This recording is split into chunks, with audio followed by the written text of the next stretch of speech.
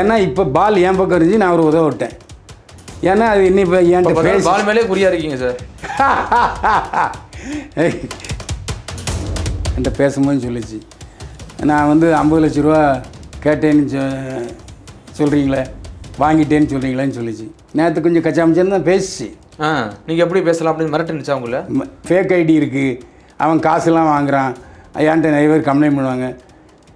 பரதேசி நீ போலீஸில் சொல்ல வேண்டியதானே.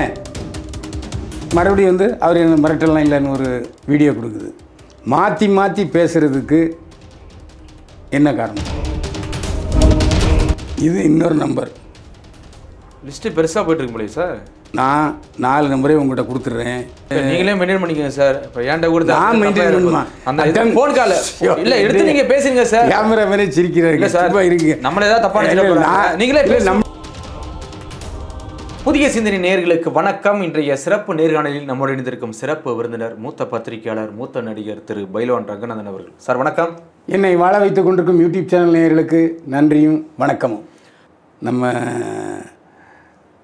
மானா இலக்கியம் இருக்காங்களே, ஆமாம், கும்புகும் மலைகி மார்பழகின்னு கூட சொல்லுவாங்க. அதுவே அதை சொல்லியிருக்கு. ஒரு டைப்பான பொண்ணு தான். அதாவது வறுமை கோட்டு கீழே இருக்குது, நான் வறுமை கோட்டு கீழே இருக்குன்னு தான் சொல்லுது. அது என்கிட்ட பேசும்போது சொல்லிச்சு, நான் வந்து 50 லட்ச ரூபா கேட்டேன்னு சொல்கிறீங்களே, வாங்கிட்டேன்னு சொல்கிறீங்களேன்னு சொல்லிச்சு. ஏமா செய்தின்னு வரும்போது அப்படி இப்படின்னு சொல்லத்தான் செய்வாங்க. நீ வேணால் நாளைக்கு காலைல வா, அதே ஆஃபீஸுக்கு போகிறேன், இந்த ஆஃபீஸுக்கு, நீ அவரே உன்னை பேட்டி எடுப்பார், நீ விட்டுரு அப்படின்னு சொன்னேன். 4 முறை ஃபோன் பண்ணேன், என்கிட்ட ஆதார் இருக்குது, ஃபோனே எடுக்கலை. இலக்கியா பற்றி நம்ம என்ன சொல்லு, நேற்று கொஞ்சம் கச்சாமிச்சேன்னு தான் பேசிச்சு. நான் சொன்னேன் மிரட்டுனுச்சா அப்படி சார்? நீங்கள் எப்படி பேசலாம் அப்படின்னு மிரட்டுனுச்சா உங்களை? எப்படி பேசலாம் இல்லை, ஆதாரம் கொடு, நீ பேசுனதுக்கு ஆதாரம் கொடுன்னா. நான் சொன்னேன் சூப்பர் சுப்பராயன்ட்ட பேசினேன். அதாவது நீ சொல்கிற, நீ குற்றம் சாட்டுகிற திலீப் சுப்பராயனோட அப்பா சூப்பர் சுப்பராயன் தான் எனக்கு ஃப்ரெண்டு. அவருடைய சூப்பர் சுப்பராயனுடைய முதல் சண்டை காட்சி என்னுடைய சண்டை காட்சி. மனைவி சொல்லை மந்திரம் படம், அந்த படத்தை இயக்கியவர் ராமநாராயணன். அந்த படத்தில் தான் சூப்பர் சுப்பராயன் முதல்ல ஸ்டண்ட்டு மாஸ்டராக அறிவுமாறார். எனக்கு அவர் பழக்கம், நல்ல பழக்கம். அவர் பிஏ படித்தவர், நல்ல கவிதைகள் எழுதுவார். அப்போ நான் ஃபோன் பண்ணி கேட்டேன், இப்போ அவர் வந்து திருவொற்றியூரில் ஏதோ ஒரு கோயிலில் இருக்குண்ணே, நான் இப்போ ஆன்மீகவாதி ஆகிட்டேன், என்ன அதை பற்றி எனக்கு தெரியாது அப்படின்னாரு. அது அவங்க பிரச்சனை, அவங்களே பேசி தீர்த்துப்பாங்கன்னெலாம் சொன்னார். என்ன அதையும் நான் இதுக்கிட்ட சொன்னேன். எனக்கு திலீப் சூப்பர் சுப்பராயன் பிடிக்காது அப்படின்னு சொல்லிச்சு. இவ்வளோ தான் எங்களுக்குள்ள நடந்த உரையாடல். இன்னைக்கு பிடிக்காதானே ஏன் சார் ஒரு கம்ப்ளைண்ட்டு? இது மாதிரி என்னை மிரட்டி தான் அதை டெலிட் பண்ண வச்சார். முதல் நாள் ஃபேக் ஐடின்னு சொல்லுது, இதுவே சொல்லுது. இப்போ ஐடி ஃபேக்கா இல்லை இது ஃபேக்கான்னு தெரியல. அது இன்னொரு வேணே சொல்லுது, 4 வருஷமாக எனக்கு ஃபேக் ஐடி இருக்குது, அவன் காசுலாம் வாங்குறான், ஏன்ட்ட நிறைய பேர் கம்ப்ளைண்ட் பண்ணுவாங்க. பரதேசி நீ போலீஸில் சொல்ல வேண்டியதானே, ஃபேக் ஐடின்னு உடனே எடுத்து விட்றாங்கல்ல. ஆமாம், ஏன் அதை சொல்லலை?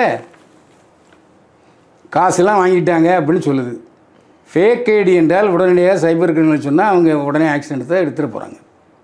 என்ன அதனால் அது ஏற்படுவதே எனக்கு தெரியலை.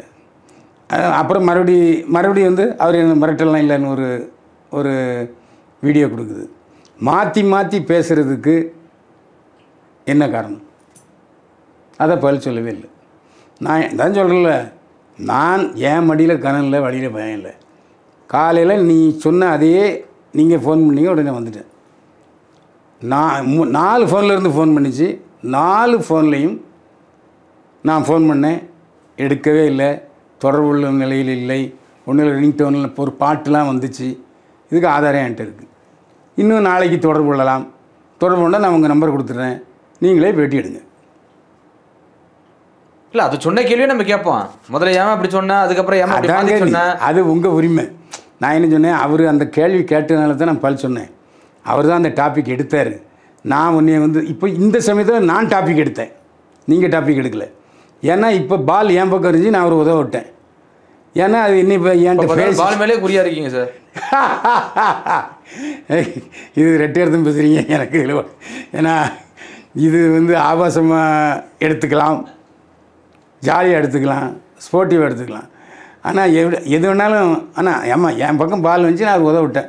ஆமாம், ஃபுட்பால் வச்சுக்கோங்க நீங்கள். அதனால் அது கேட்டதுக்கு நான் இப்போ பதில் சொல்லியிருக்கேன். நாளைக்கு உங்கள்கிட்ட நம்பர் கொடுத்துட்டேன், 4 நம்பரும் கொடுத்துட்றேன். உங்கள் ஃபோன் பண்ணால் எடுத்து பேசி இன்டர்வியூ எடுத்துங்க. என்ன ஃபோன் நீ மிரட்டுதா சார்? ஏன் அப்படி எங்கள் மிரட்டலைங்க, அது பொய், தகவல் பொய். நான் பணம் வாங்கலை. அப்புறம் எதுக்கு இவ்வளோ தூரம் வீடியோ போட்டேன், அப்புறம் டெலிட் பண்ண, அப்புறம் ஃபேக் ஐடினா, அப்புறம் திரும்ப ஏன் போட்டேன், இதெல்லாம் கேட்க வேண்டியதானே நீங்கள்? அதுக்கு நான் சொன்னதுக்கு பதிலே சொல்லலை.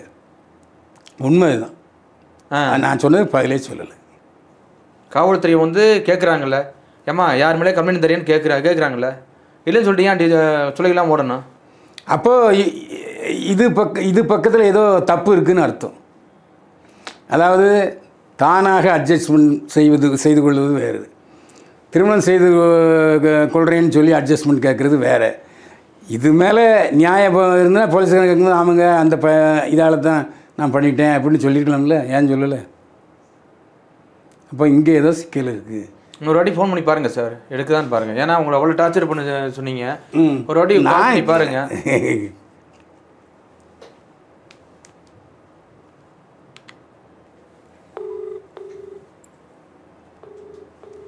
இது ஒரு நம்பர் எடுக்கலை, விட்டுருவோம். இது இன்னொரு நம்பர். லிஸ்ட்டு பெருசாக போயிட்டு இருக்கு முடியும் சார்.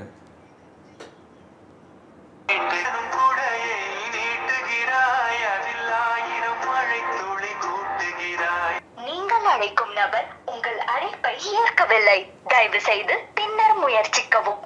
आप जिस व्यक्ति को कॉल कर रहे हैं वह उत्तर नहीं. இது மூணாவது நம்பர். ஓ சார், பிஸியாஸியாக இருக்க பாருங்க சார். இலக்கியா நேயர்கள்ட்ட நான் பேசுகிற உண்மையினால தான் எனக்கு நேயர்களுடைய பார்வை கூடுதலாக இருக்கிறது. நான் சொன்னால் உண்மையை தான் சொல்லுவேன். 4 ஃபோன்களிலிருந்து இலக்கியா என்கிட்ட பேசு. 4 நம்பர்லேருந்து? நான் 4 நம்பர்லேருந்து. நாளைக்கு காலைல 10 மணிக்கு ஆஃபீஸுக்கு போயிடுவோம்மா, நீ வா, நான் பேட்டிக்கு வருவேன்னு சொல்லிச்சு. அதில் முக்கியமான விஷயம், பேட்டிக்கு வருவேன்னு சொன்னது நீ ஃபோனே எடுக்கலை. அப்போ என்ன அப்போ யார் மேலே தப்பு இலக்கியா மேலே. நாம் சொன்னது சரி அப்படிங்கிறது இங்கே இப்போ நிரூபிக்கப்பட்டிருக்கு. கண்டிப்பாக நான் 4 நம்பரே உங்கள்கிட்ட கொடுத்துட்றேன். நீங்கள் ஏம்மா நீ வந்து நீங்களே மெயின்டைன் பண்ணிக்கங்க சார். இப்போ ஏன்டா கொடுத்து நான் மெயின்டைன் பண்ணுமா? அந்த ஃபோன் கால் இல்லை எடுத்து நீங்கள் பேசுங்க சார். கேமரா மேலே சிரிக்கிறாரு சார். இருக்கு நம்மளே ஏதாவது தப்பாக நீங்களே நம்மளால் மெயின்டைன் பண்ண முடியாதுங்கிறத தான் உங்கள்கிட்ட. நீங்கள் கான்ஃபரன்ஸ் போடுங்க சார், நான் பேசுகிறேன். என்னம்மா பிரச்சனை? இப்போ நான் பேசணும் இல்லை, அதான் எடுக்கல சார். இல்லை அதுக்கப்புறம் சொல்கிறேன். சரி ரைட். நீங்களே எனக்கு கான்ஃபரன்ஸ் கால் போட தெரியாது, கற்றுக் கொடுங்க, நான் பேசிடுறேன்.